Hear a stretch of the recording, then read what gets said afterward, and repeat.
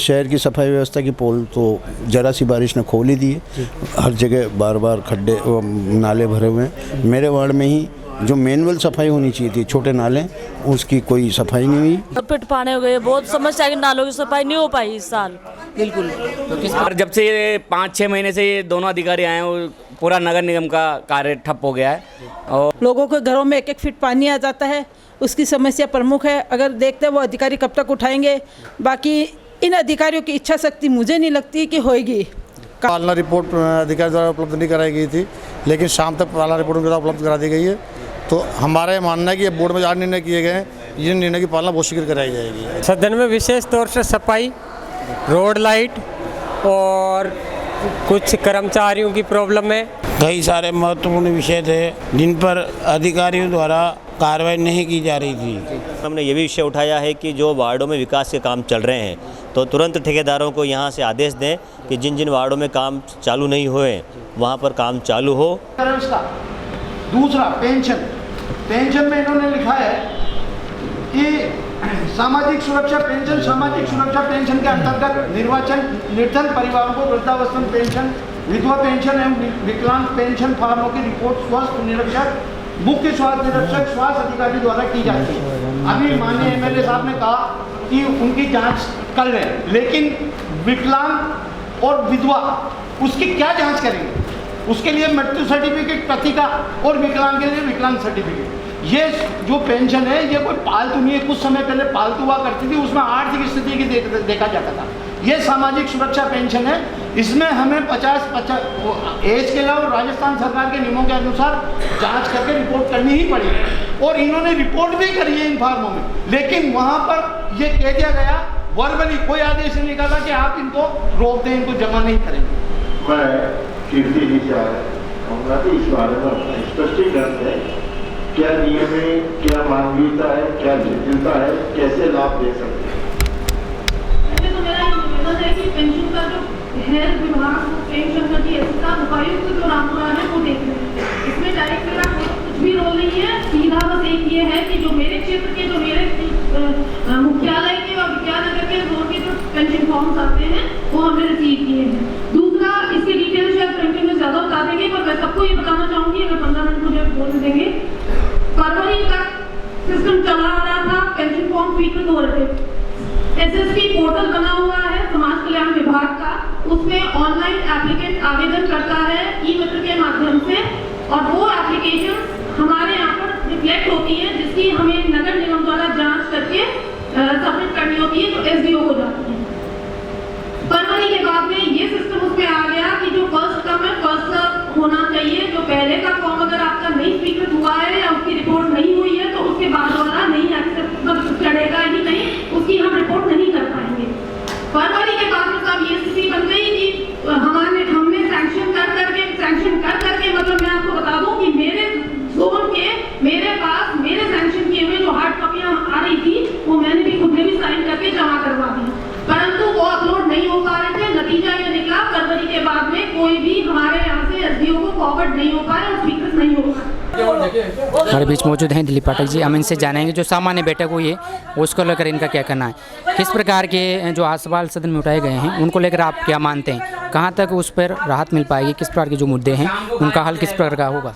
वैसे तो आपको मैं बता दूं कि ये जो मीटिंग साधारण सभा की मीटिंग बुलाई गई है, ये किसी के द्वारा बुलाई गई नहीं है, ये पार्षदों के द्वारा धारा 51B के तहत नोटिस देकर ये मीटिंग बुलाई गई, क्योंकि अधिकारी लोग चाहते नहीं थे कि मीटिंग हो, बार बार मीटिंग को कैंसिल करना चाहते थे। तो ये हमारा संवैधानिक अधिकार है कि हम धारा 51(2) के तहत 2/3 पार्षदों की उनके साइन कराकर मीटिंग को बुला सकते थे। तो हमने वो नोटिस दिया था, उसी नोटिस के तहत ये मीटिंग हुई है।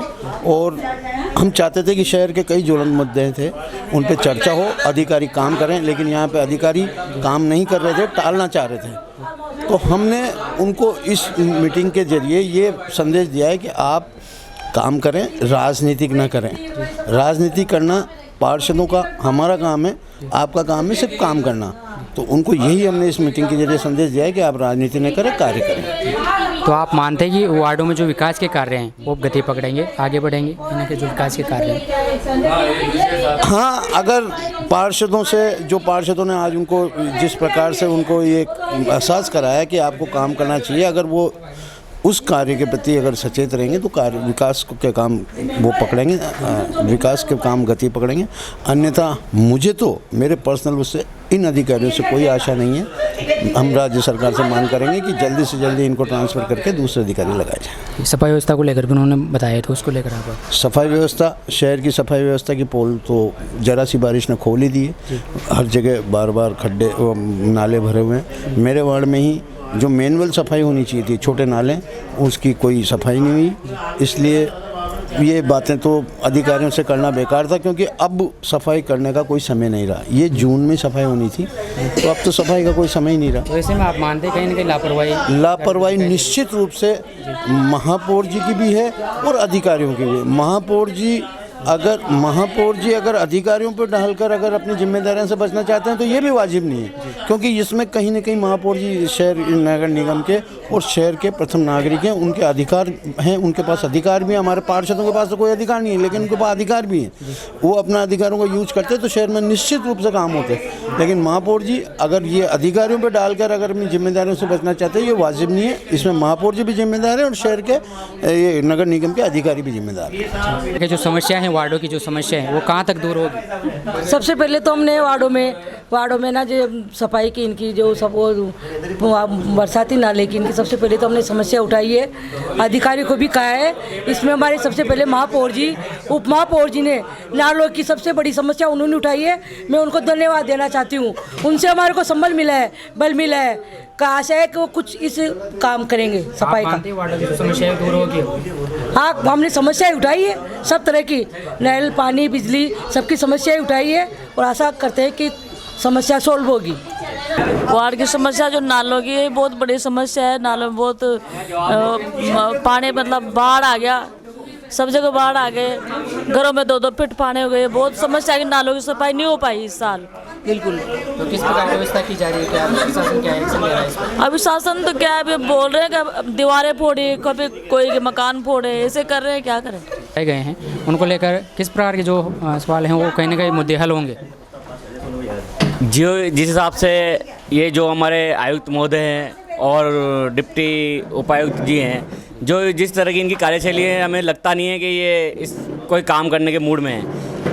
हमारा पिछला 4.5 साल का कार्यकाल इतना बढ़िया रहा है और जितने भी आए अधिकारी वो हमेशा कोऑपरेटिव नेचर के रहे और हम अब अधिकतर काम करा पाए। महापौर उप महापौर जी ने बढ़िया ढंग से काम कराए, अधिकारी भी तालमेल के थे। पर जब से ये 5-6 महीने से ये दोनों अधिकारी आए, वो पूरा नगर निगम का कार्य ठप हो गया है। जो आपका वार्ड है उसमें जो समस्याएं बनी उनको लेकर किस प्रकार जो सवाल उठाए गए, इनका आप मानते हैं राहत मिल पाएगी? देखो आगे क्या होता है। अभी हमारी समस्या विज्ञान नगर में मेन समस्या है सीवरेज के पास, और साथ ही जैन मंदिर के रोड पे इतना पानी भरता है, जरा अगर 10 मिनट भी बारिश आ गई तो वहाँ पूरा इस तरह से तालाब बन जाता है। लोगों के घरों में 1-1 फीट पानी आ जाता है। उसकी समस्या प्रमुख है। अगर देखते हैं वो अधिकारी कब तक उठाएंगे। बाकी इन अधिकारियों की इच्छा शक्ति मुझे नहीं लगती कि होएगी, काम कंप्लीट होएगा।